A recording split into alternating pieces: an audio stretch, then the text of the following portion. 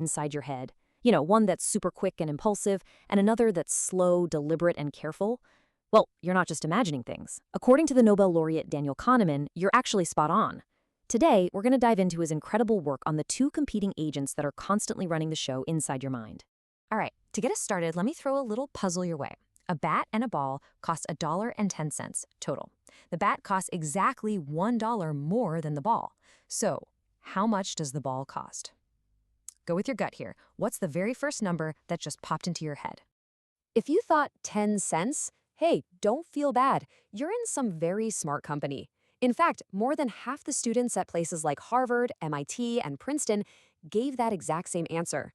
But here's the thing. It's a clever intuitive trap, and it reveals something really profound about the mental shortcuts our brains absolutely love to take. The correct answer is actually 5 cents. Think about it. A 5-cent ball plus a bat that's $1 more, so $1.05, adds up to $1.10. It makes perfect sense when you work it out, right? That little jolt of surprise you might be feeling right now, that is the tension between two totally different ways your brain sees the world. And understanding that tension, well, that's the key to everything. And that little puzzle is the perfect introduction to the two main characters running the show in your mind. Kahneman gives them really simple names to help us keep them straight: System 1 and System 2. So, on one side, you've got System 1. This is the fast, intuitive, automatic hero of your mind. It's the part of you that knows 2 plus 2 is 4 without even thinking. Then you've got System 2. This is the slow, deliberate, and effortful part. Think of it as the lazy controller. It's the one that has to consciously grind through a tough problem, and honestly, it would really rather be doing anything else. So let's see our hero, System 1, in action. I mean, this system is a marvel. It's constantly generating impressions, feelings, and intuitions for us. It's how you can instantly tell when someone's voice sounds hostile or understand a simple sentence. To really see its power and its flaws, let's look at another example. Okay, take a look at this. It's a quick description of a guy named Steve. As you're reading this, your System 1 is already kicking into high gear, building a picture and forming an impression based on all the stereotypes and associations it's picked up over your lifetime.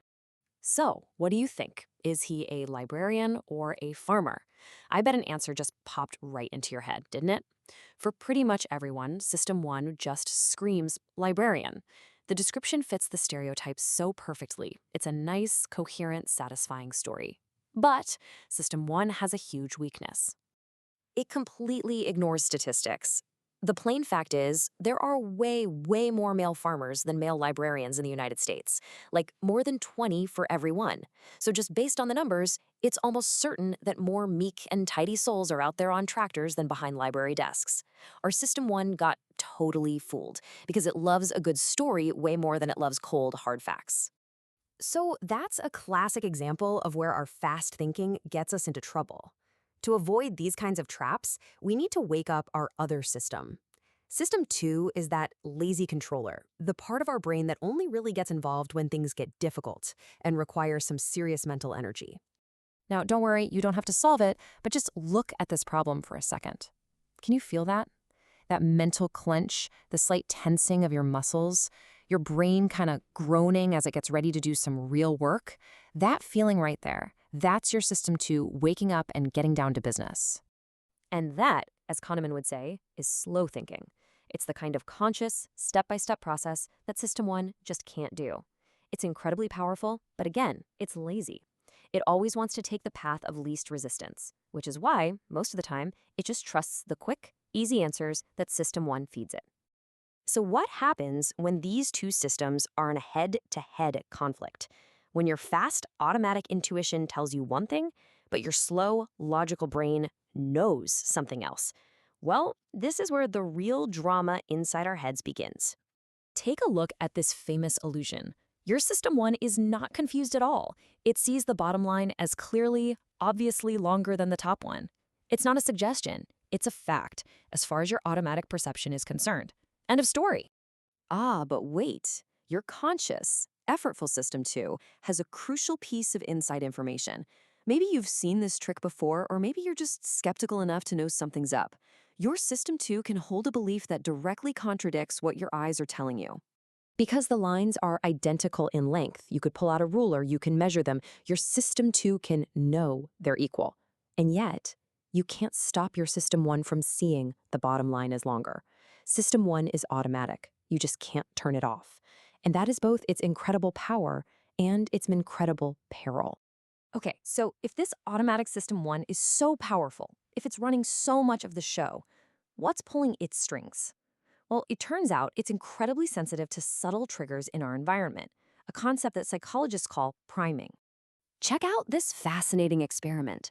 In an office kitchen, people paid for their coffee using an honesty box. For 10 weeks, researchers secretly swapped out the poster hanging right above the price list. Some weeks, it was a picture of flowers. Other weeks, it was a picture of a pair of eyes staring right at you. And the results? Whoa, they were absolutely staggering. On the weeks when the eyes were watching, people paid nearly 3 times more money into the honesty box. Just a purely symbolic, unconscious reminder of being watched was enough to completely change their behavior. And the wildest part, none of them had a clue. So, big takeaway. Our intuitive System 1 is often the secret author of our life story. It's working behind the scenes, shaped by these hidden cues, creating the gut feelings and impulses that our conscious System 2 often just rationalizes and signs off on as its own. Which leaves us with one final and kind of provocative question. We love to think of our intuition as our own, as a core part of who we are.